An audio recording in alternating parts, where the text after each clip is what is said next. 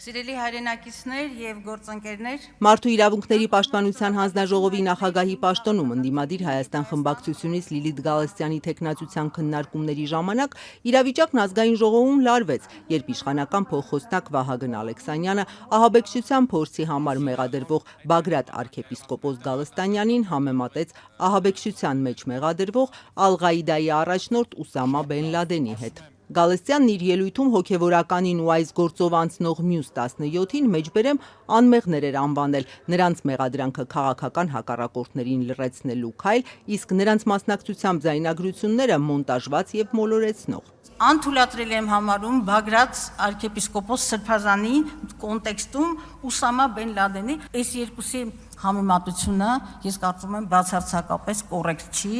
եւ դուք նաեւ վիրավորում եք ինձ որպես հայ առաքելական եկեղեցու հավատավոր հավատացյալի։ Ես առանձնապես մեծ տարբերություն չեմ տեսնում այդ երկու անձանց մեջ ու իմ նաեւ որպես քրիստոնյա հայ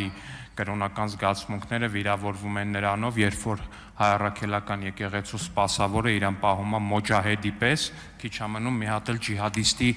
ժիլետ հագնի։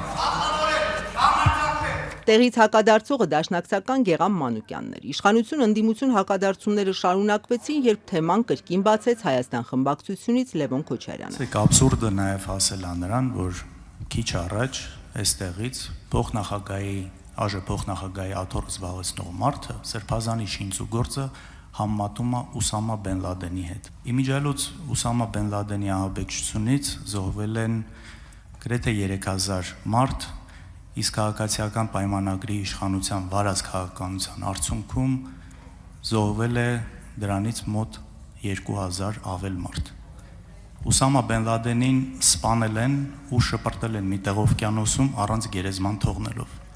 Քաղաքացիական պայմանագիրը մինչև հիմա իշխանությանը։ Ուզում եմ հիշեցնել, որ նույնիսկ Ուսամա Բեն Լադենի զուգարանում սպանված ընդդիմախոսի մարմին չեն գտել, իսկ Ռոբերտ Քոչյանը դեռ ազատության մեջ է։ Պարոն Ալեքսանյան, այդ զուգարանի դեպքը հիշելուց առաջ ամեն անգամ հիշեք Պրոշյանում Սոնա Մնացականյանի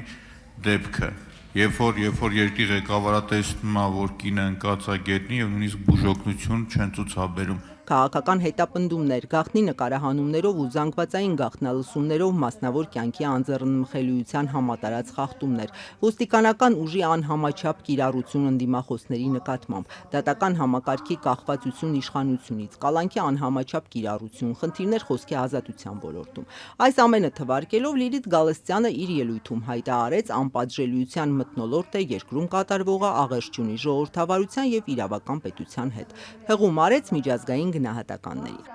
Նախընտրական շրջանում ընդդիմադիր առաջատար ուժերի առաջնորդների կալանավորումներն ու քրեական հետապնդումները Դաշնակցության Գերագույն մարմնի անդամ Իգոր Սարգսյան, Սամվել Կարապետյան, Չալաբյան, Թևանյան, Ծառուկյան ինչ են, եթե ոչ ակնհայտ քաղաքական բռնաճնշումներ եւ հալածանքներ, որոնք իրենց բացասական հետևանքները ունեցան ընտրական արդյունքի վրա։ Քաղաքացիական պայմանագրից Ալխազ Ղազարյանը Լիլիթ Գալստյանից փաստեր պահանջեց։ Միջազգային որ կառույցն է փաստել, որ Հայաստանում քաղաքացիալներ կան։ Փաստացի ձեր իշխանության օրոք է փաստվել, որ Հայաստանում եղել են քաղբանտարկյալներ։ Համենայն դեպս նման փաստ հիմա դուք չեք կարող ներկայացնել։ Լիլիթ Գալստյանը հղում արեց քաղաքական բանտարկյալի չափանիշները սահմանող Եվրոպայի խորհրդի խորհրդարանական վեհաժողովի բանաձևին, որ տարիներ առաջ է ընդունվել։ Հայաստան խմբակցությունը ղեկավարող Աննա Գրիգորյանը հայտարարեց Հայաստանում մարդու իրավունքների պաշտպանությունը երկակի ստանդարտներով է իրականացվում։ Նիկոլ Փաշինյանը կարող է ամբիոնին կանգնել ասել. «Ես ձեզ սիրում եմ, խոնարհվում եմ ձեր առաջ», բայց վստահաբար դա բացառապես այն մարդկանց է վերաբերում, ովքեր իր համակիրներն են։ Որտեւ երբ որ պտտվում ու տեսնում է, որ իր համակիրը չի, ասում է դու ինչու չես զոհվել։ Ես դες հələ կսատկացնեմ,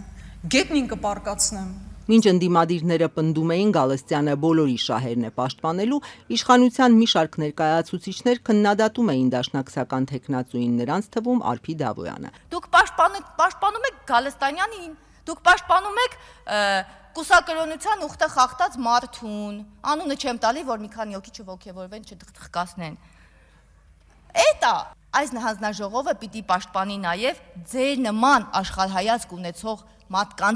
մարդկանց։ Ընտրել չընտրելու որոշումը իշխանությունը կկայացնի, երբ ավարտվեն բոլոր 12 հանձնաժողովների նախագահների թեկնածության քննարկումները։ Եվս 3-ինը դեռ առջևում է։ Եթե իշխանությունը իր թեկնածուներին ընտրելու համար ընդդիմության ձայների կարիքը չունի, ապա առանց քաղաքացիական պայմանագրի աջակցության ընդդիմադիրները չեն կարող ընտրվել։ Առողջապահության հարցերի հանձնաժողովի նախագահի պաշտոնում առաջադրելու իրավունքը քաղաքացիական պայմանագրինն էր։ Նրանց թեկնածուն Լուսինե Բադալյանն է։ Այսօր հանգուցալուծվեց այս օրերի ինտրիգներից մեկը՝ Եվրոպական ինտեգրման հանձնաժողովի նախագահի պաշտոնում ընդդիմադիր ուժեղ Հայաստանը առաջադրեց արցախցի Արեգա Հովսեփյանի թեկնածությունը։ Համոզված եմ, որ հանձնաժողովը չպետք է դառնա խորհրդարանում գործադիր իշխանության շարունակություն, ոչ էլ միջանձնային եւ միջկուսակցական պայքարի եւս մեկ հարթակ։ Ես այն տեսնում եմ որպես պրոֆեսիոնալ խորհրդարանական կառույց, որի գործունեությունը պետք է առաջին հերթին ծառայի Հայաստանի Հանրապետության շահերին։